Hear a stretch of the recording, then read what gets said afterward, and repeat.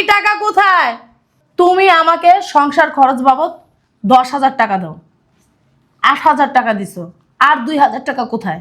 হ্যাঁ, আমি তো 10,000 টাকা দিয়ে সংসার চালাইতে হিমশিম খাই, আর এখন তুমি আমাকে 8,000 টাকা দিছো কেন? মানে হয়েছে কি, ওই যে আমার বাইকটা একটু নষ্ট হয়ে গেছে, বাইকটা মেরামত করতে কিছু টাকা লাগবে, তাই আমি কিছু টাকা আমার কাছে রাখছি। ও, তোমাকে বাইক সারাইতে লাগবে, তার জন্য তুমি কিছু টাকা তোমার কাছে রাখছো। জমিদার হয়ে গেছো, রাজপুত্র হয়ে গেছো, জমিদারের মতন বাইক নিয়ে অফিসে যেতে হবে কেন? আর মানুষ কি চাকরি করে না? লোকাল বাসে যায় না, রিক্সায় যায় না, সিএনজিতে যায় না, যে তোমার বাইকে যাওয়া লাগবে তাদের মতনই যাবা। তুমি এমন করতেছো কেন? এমন করতেছি কেন মানে? বাবারে বাবা, লেট হয়ে গেছে। দাঁড়াও, কোথায় যাইতেছো? অফিসে যাচ্ছি। অফিসে যাচ্ছ? তুমি কি বেতন পাও নাই? হ্যাঁ পাইছি তো। তাহলে আমার টাকা দিতেছো না কেন? ও আচ্ছা,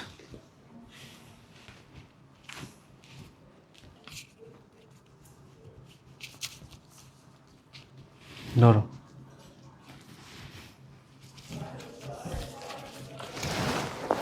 গেলাম। দাঁড়াও, কেন 8,000 টাকা কেন? আর 2,000 টাকা কোথায়?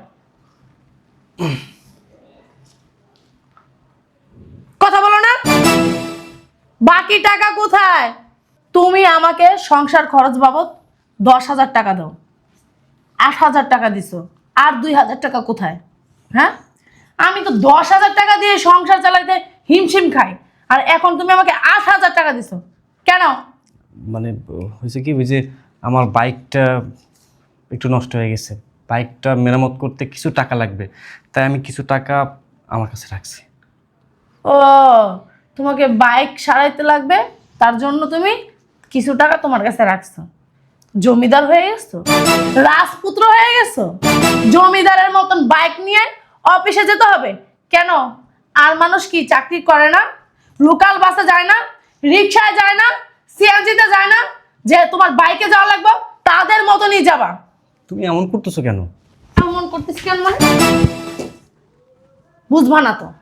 8,000 টাকা দিয়া বাচ্চা যাও, আর 10,000 টাকা দাও, প্রতি মাসে 10,000 টাকা দাও, আর এই মাসে দিচ্ছে 8,000 টাকা। 10,000 টাকা দিয়ে কি সংসার চলে? এই হারামজাদা, 10,000 টাকা দিয়ে সংসার চলে? অনেক কষ্টে সংসারটা চালে। সিসি, এসব কি ব্যবহার করতেছো তুমি? কি ব্যবহার করবে? আরো বাকি টাকা দিয়া তারপরে এই জায়গা থেকে নড়বি, তার নইলে এক পাও লড়তে পারবি না এই জায়গা থেকে। আমি তো তোমাকে বললাম আমার বাইকটা নষ্ট হয়ে গেছে, মেরামত করতে। আমিও বলছি লোকাল বাসে যাবি, এবং কি সিএনজি যাবি না রিক্সায় যাবি না অটো ধরে যাবি, কিন্তু বাইক সারানোর কোনো প্রয়োজন নেই গা। আর জমিদার হয়ে গেছে নাকি, রাজপুত্র হয়ে গেছে গা, যে তোমার বাইকে করে অফিস মানে মানুষকে দেখাও যে আমার বাইক আছে, হ্যাঁ, ভাব দেখাও। এ সংসার চালাতে পারো না ঠিক মতন, আবার ভাব দেখাও।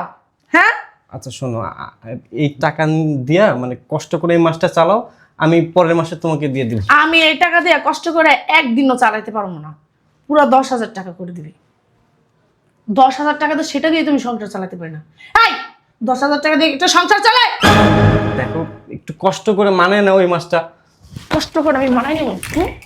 কষ্ট করে মানাই নিব? আমার টাকা দিবি, তারপর এই জায়গা থেকে যাবি। ফাইজলামি করস? আমি এই 8,000 টাকার 10,000 টাকার 1 টাকাও কম নিব না। 8,000 টাকা তুমি ধরবই না। আগে 10,000 টাকা দিবি, তারপর এখান থেকে যাবি। বাকি টাকা দিয়া তারপর অফিস যাবি, না হলে তোর কোনো অফিস টফিস লাগবে না। তোর অফিস যাওয়ার কোনো প্রয়োজন নেই। টাকা দে আগে। কি হলো? দে বাকি টাকা দে।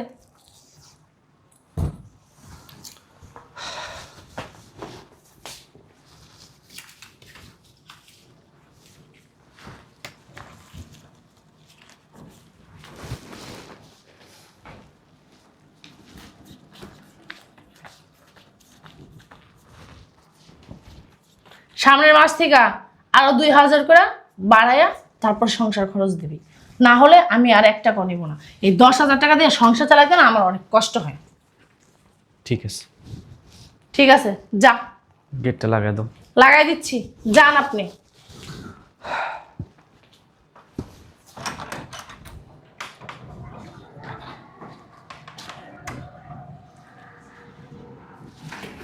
গেছে গেছে হারামজাদা। আমি যে কি জন্য এই হারামজাদার বিয়ে করছি আমি নিজেও জানি না। হারামজাদার সাথে 500-1000 টাকার জন্য আমার ঝগড়া করার লাগে। কেন? ছোট লোকের বাচ্চা, 2000 টাকা আমার দিয়ে দিলেই তো পারতি। তাহলে তো তোর সাথে আমার ঝগড়া করার কোনো প্রয়োজন ছিল না।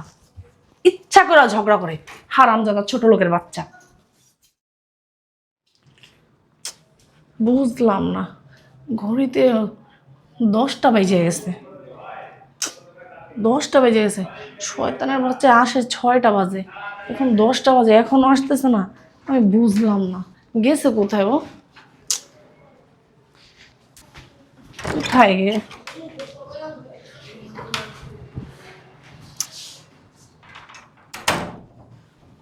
কি যে করি, এত রাত করতেছে কি লিগা? ফোনটাও বন্ধ, টেনশন লাগতেছে। কি কোন দুর্ঘটনা ঘটলো নাকি?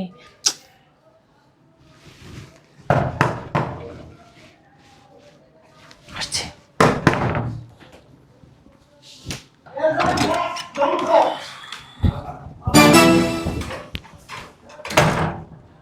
আমি বুঝলাম না, কোনো আক্কেল জ্ঞান নেই, কোনো কমন সেন্স নাই। হ্যাঁ, মেয়ে মানুষ, একা বাসায় থাকি, ভাড়া বাড়ি, এলাকাটা ভালো না, জানা সত্ত্বেও এত রাত করে কেন বাসায় আসা হলো? সরি। কিসের সরি? একটা ভুল করে একটা সরি বলে দিলেই হয়ে গেলো সমাধান।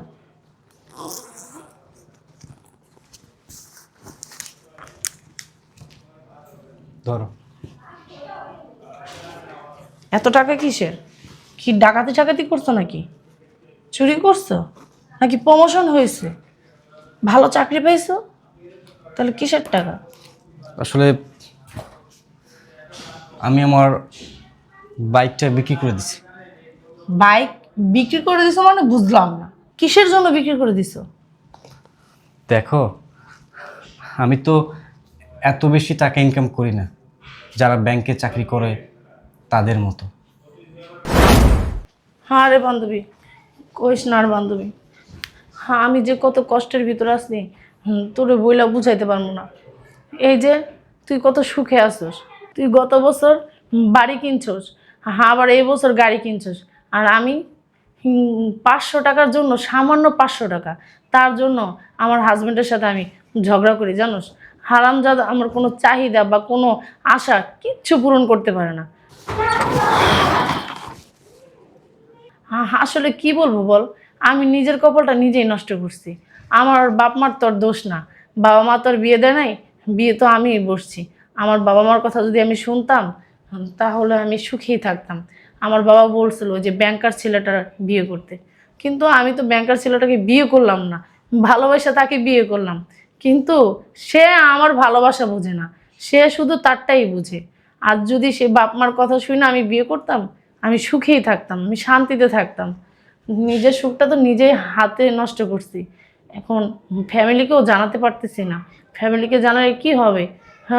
হাস্যকর হবে, হাসবে, বলবে যে ঠিকই তো আছে, আমরা বিয়ে দিতে চাইছিলাম, তুমি বিয়ে বসো নাই, তুমি তোমার ইচ্ছে বিয়ে বসছো, এখন সুখ দুঃখ তোমার কাছে, তুমি সুখ কিনা আমরা সুখ দিতেছিলাম, তুমি পারো নাই সুখটা নিতে, তুমি দুঃখ কিনা নিছো, তুমি এখন দুঃখেই থাকো, এখন আমরা কি করব?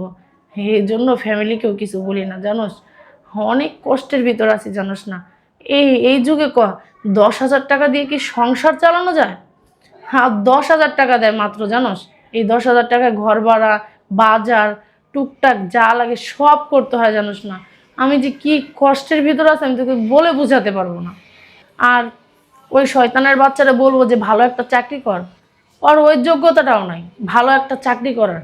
ওই যোগ্যতা থাকলে ভালোই হতো, কিন্তু আর মানুষ তো উপরে ওঠার চেষ্টা করে, ও কখনোই উপরে ওঠার চেষ্টা করে না।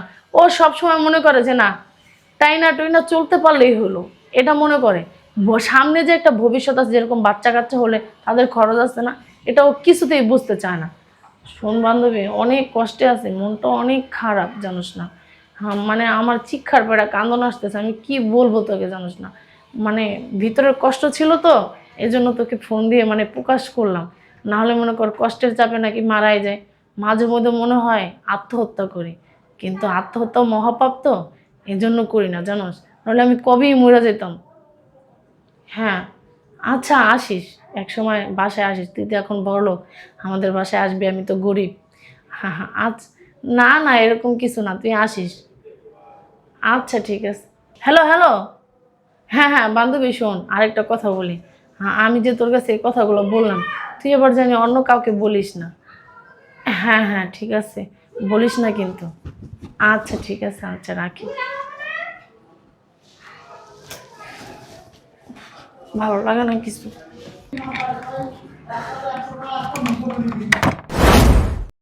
আমি তো তোমার কোনো চাহিদা পূরণ করতে পারি না, তোমার স্বপ্নগুলো পূরণ করতে পারি না, তাই আমি বাইকটা বিক্রি করে দিছি।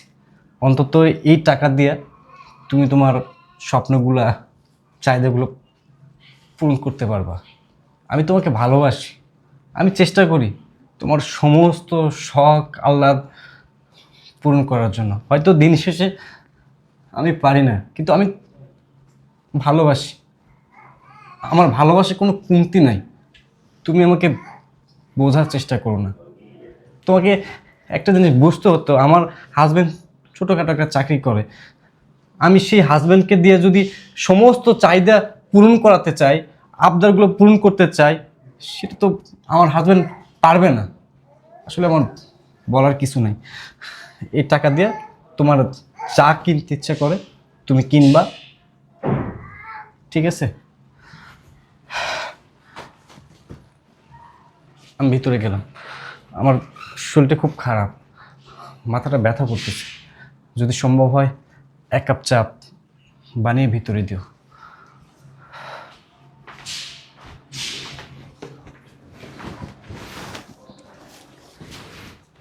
আসলে তো আমি কি করলাম, শুধু শুধু রাগারাগি করলাম, চিল্লাচিল্লি করলাম, ওকে অনেক কথা শোনালাম, কিন্তু আমি একবারও বুঝতে চেষ্টা করলাম না ও তো আহামরি টাকার চাকরি করে না বা আহামরি টাকা বেতন পায় না যে আমার চাহিদাগুলো ও পূরণ করবে।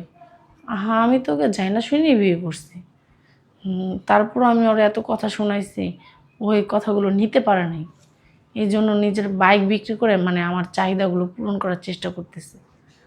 আসলে আমার এই কথাগুলো বলা উচিত হয় নাই, ওকে আঘাত করে কথাগুলো বলাটা একদমই উচিত হয় না। আমি কেন যে বললাম, ওকে আমার মাপ চেতে হবে। যাই।